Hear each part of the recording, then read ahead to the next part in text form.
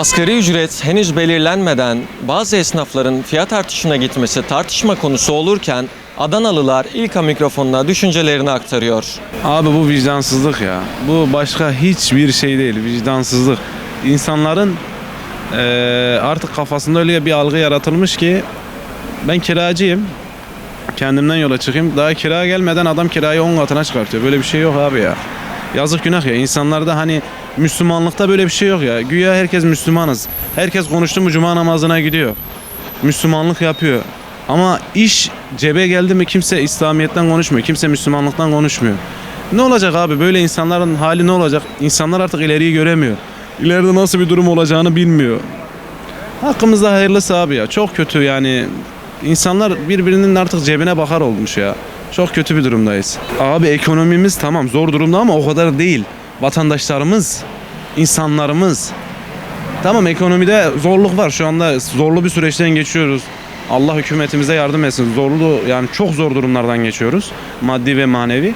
Ama insanlarımız bunu daha da çok arttırıyor. Yani 5 liraya girdiğin kira veya 10 liraya aldığın ürün yani bir anda nasıl o paraya çıkabiliyor ya? Böyle bir şey yok abi ya. Yani maliyet belli. Bir ürünün maliyeti belli. Kar marjı belli. Adam söylüyorsun, konuşuyorsun. Yani abi diyorsun bu ürün ya dün en böyleydi abi arttı. Lan niye arttı diyorsun? Abi diyor gönderen arttı. Gönderen kim? İthalatçı. İthalatçı kim? O. Abi böyle bir şey yok ya. Mal durduk yere artıyor. Niye? İnsanlar açgözlülüğünden. Açgözlülükten olduğu için bundan dolayı her şey artıyor.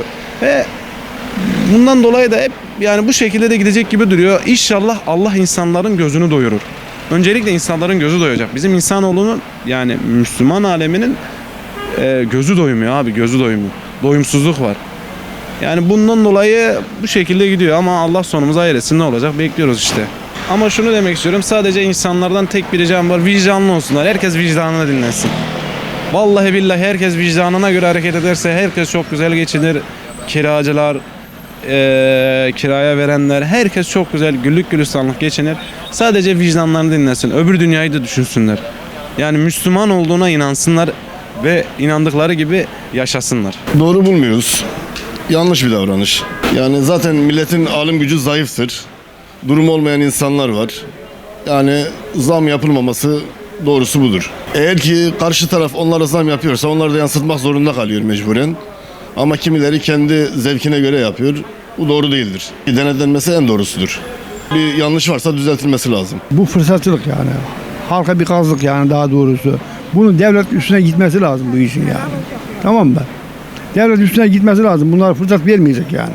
Halk da fırsat vermeyecek, devlet de fırsat vermeyecek yani. Bu işin üstesinden ancak böyle gelir yani. Abi fırsat yapanların Allah belasını versin diyorum yani. Açık konuşuyorum ya. Hırsız bunlar yani. Bunların ne ülkeye ne insanlara faydası gelir ne ülkeye faydası gelir. Hiçbir şeye fayda gelmez bunlardan. Hırsızlık yani bu yani. Milleti soymak yani. Birbirimize sahip olarak, ülke olarak tamam mı? Birbirimizi kandırmayalım. İnsanca bir yaşam istiyorum ben yani. Hem halktan gelen insanlar, halka vicdansızlık yapan insanlar bunlar. Yani acıma yok, insaf yok, vicdansız olmuş herkes. Daha zam gelmeden her şeyin üstüne zam yapıyorlar.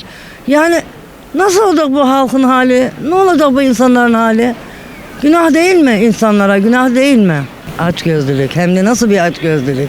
Ya vicdan kalmamış kimsede. Bütün her şeye denetim yapsınlar, her şeye.